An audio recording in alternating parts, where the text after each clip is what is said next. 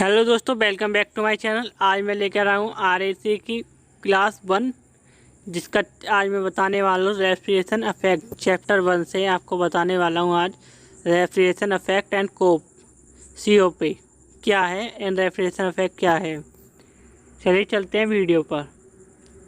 Refrigeration effect it is defined as a amount of the net removed from the system और amount of cutting product by system. कुल उत्कर्षीय ऊष्मा की मात्रा जिससे शीतलन प्रभाव उत्पन्न होता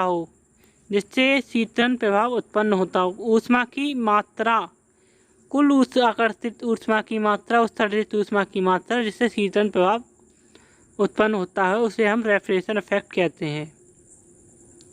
कोएफिशिएंट एंड परफॉर्मेंस, इसका फुल फॉर्म है कोएफिशिएंट ऑफ परफॉर्मेंस। इसको हम निष्पादन गुणांक भी कहते हैं। Coefficient of performance is defined as the ratio of heat exchanger in different refrigerator और net effect to the work done on system. यह कुल उत्पादित रेफ्रिजरेटर प्रभाव अथवा नेट प्रभाव एवं निकाय पर किए गए कार्य का अनुपात होता है। COP desired effect work done, desired effect work, direct effect upon work done. Now refrigerant heat pump are to do which both work are some principle second law of thermodynamics, especially second system statement of thermodynamics, which includes statement. Heat can't be transferred from a lower temperature body to higher temperature body without any external aid। दोस्तों, इसका मतलब है heat को हम transfer नहीं कर सकते lower temperature body से हाई टेम्परेचर बॉडी में। बिना किसी सोर्स के हम हीट को ट्रांसफ़र नहीं कर सकते लोअर टेम्परेचर से हाई टेम्परेचर हीट बॉडी में।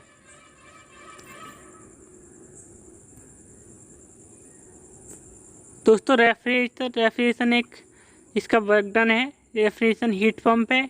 इसमें T1 से T2 चलेंगे। अब Q1 से Q2, Q2 से Q1, तो T1 से T2 से T1 की तरफ चलते हैं। तो in this case the deserved effect is to cool lower temperature side and heat pump। Refrigerator हुआ जी, तो ये हो गई हीट पंप आपकी।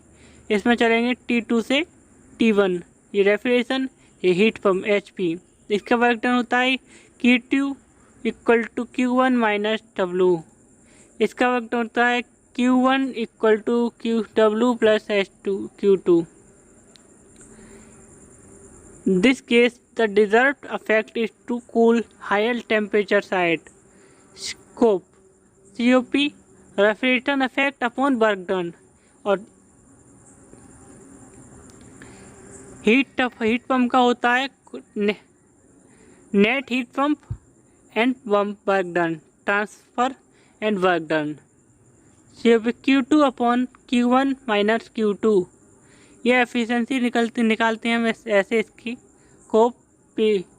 Q1 upon Q1 minus Q2, इसकी एफिशिएंसी हो गई।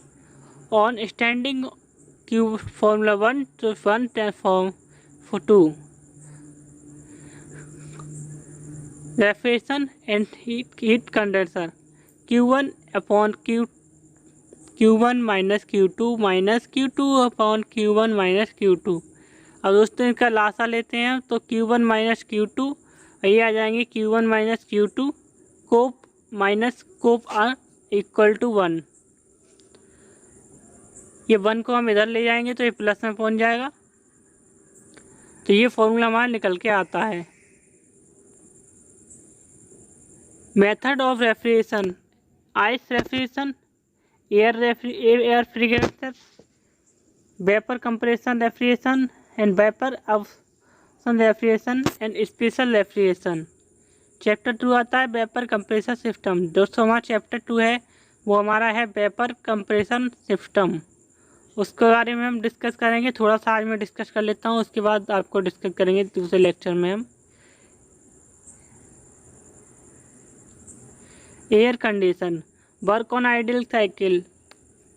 ये एयर कंडीशन होता है, वह हमारी आदर्श साइकिल पर कार्य करती है, जिसका प्रोसेस होता है 1 से 2, 2 से 3, 2 से 4।